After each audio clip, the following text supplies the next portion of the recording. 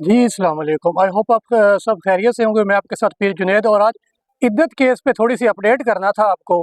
इसमें जो सेक्शन इसका इस्तेमाल किया गया है, ज़रा उस पे भी बात कर लेते हैं और असल में ये इद्दत केस जो है, ये इस्लामी नज़रियाती काउंसिल और इस्लामिक जो हमारे लॉज़ हैं, तो ये उनमें ऐसा कुछ नहीं है इस केस में। इस केस में धोखाधड़ी का की इन्होंने दफ़ा लगाई है, जो बनती भी नहीं। अच्छा, इस पे मैं आपको बात करूँ तो ये केस बुनियादी तौर पर जो है, ये आइन के आर्टिकल 14 के जो है वो इसकी मुखालफत करता है इस सेक्शन की। अब वो कैसे?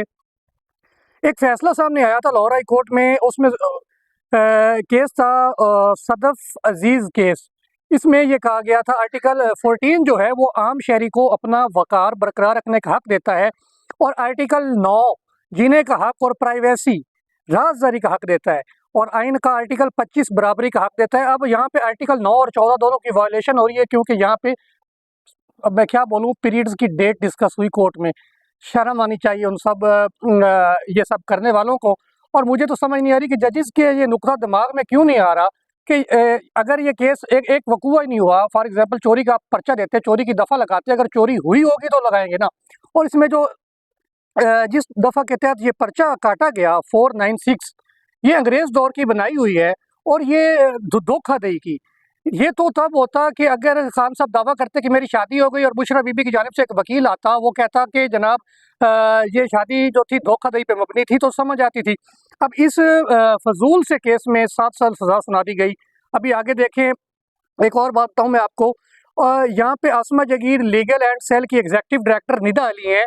उन्होंने इस फैसले पर राय दी, बीबीसी को कहा कि 496 के तहत ये एफआईआर दी गई, ये समझते हुए कि शादी गैर कानूनी थी, लेकिन इद्दत का वक्त पूरा ना होने से मुतालिक तो सुप्रीम कोर्ट और हाई कोर्ट के फैसले में जी। तो यहाँ पे आसमा जगीर लीगल सेल की जो एग्जीक्यूटिव डायरेक्टर है निदा अली, उनका कहना है कि 496 जो 496 दफात सेक्शन का इतलाक इस केस में किया गया, तो अगर ये शादी गैर कानूनी थी, इद्दत का वक्त पूरा नहीं हुआ था, तो शादी फासिद होगी, सजा नहीं हो सकती।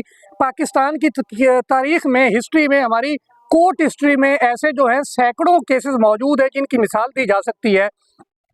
इस हवाले से एक और बात है कि हदूद ऑर्डिनेंस जो है कि सेक्शन 4, उसमें से जो था वो माजी में जो दुरुस्त तरीके से शादी करने का लफ्ज़ निकाल दिया गया था।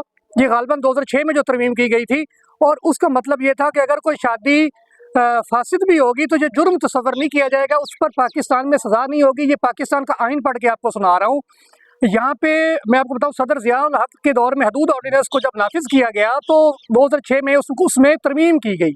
तो 2006 की तरमीम है, वो ये कहती है कि दौरान इद्दत भी अगर आपकी शादी आप करते हैं, तो आपकी शादी को जज जो है वो फासिद तस्वर करेगा इस्लाम और आइनी पक्सर की रोशनी में, उस पर सज़ा आपको कोई कोर्ट नहीं कर सकती। तो मुझे पूछना ये है कि इस जज साहब ने इस केस में सज़ा कैसे की? तो इस तरह के केसेस हैं, ये आइनी नुक्ते हैं, वकला को उठाने चाहिए, इस पर बात करनी चाहिए।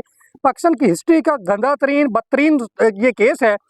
एक और मैं इसमें आखिरी चीज़ आपको बताऊं कि सिंध ह्यूमन राइट्स कमीशन से मुंसलिक जो एक वकील है रिदा, वो बीबीसी को इंटरव्यू देती हैं। वो कहती हैं इस्लाम में 3 तरह की शादियाँ होती है। रेगुलर शादी, उसमें तमाम शराइत पूरी होती हैं। एक होती है वाइल्ड यानी बातिल, अगर कुछ ऐसा जुर्म हो गया कि शादी अब नहीं रह सकती, और ये फासिद शादी होती है।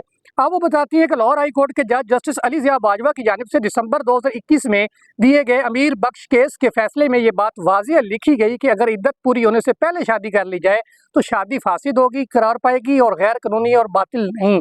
मतलब ये पाकिस्तान के आइन में शादी कानूनी होगी दौरान इद्दत, ये पाकिस्तान का आइन पढ़ के सुना। ये समझ नहीं आ रही कि इस केस में जब इतनी सारी मैंने चीज़ें आपको पढ़ के सुनाई और 496 का तो इतलाक ही नहीं होता, लेकिन 496 किसके कहने पे लगाई गई और किस तरह ये केस लेके चला गया, और पाकिस्तान की तारीख का शर्मनाक तरीन केस है।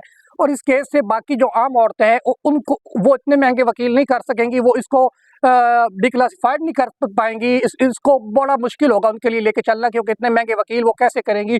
और औरतों के साथ तो वैसे ही पाकिस्तान में मतलब किस तरह का सलूक होता है, वो ह्यूमन राइट्स कमीशन उस पर आप ट्वीट्स उठा के पढ़ लें। तो यहाँ पे ये जो इशू आया है इस केस में, 496 बनती ही नहीं थी, अगर बन गई तो पाकिस्तान का आइन कहता है कि दौरान इद्दत भी अगर निकाह कर लिया तो वो फासिद होगा, उस पर सजा नहीं होगी। तो सजा किसके कहने पे की गई, ये कुछ समझ नहीं आ रहा। तो वकला को चाहिए कि इस इशू को उठाएं और इस इशू को जो है वो ज़्यादा से ज़्यादा डिस्कस किया जाए कोर्ट्स के अंदर कि ये सर ये पाकिस्तान के माजी के जो केसेस हैं उनकी मिसालें दी जाए।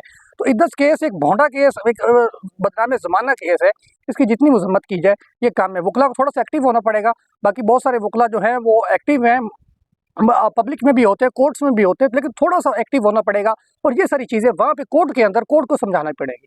तो इंशाल्लाह आई होप कि इस पे इसके कुछ ना कुछ जल्दी ही होगा। पाकिस्तान जिंदाबाद।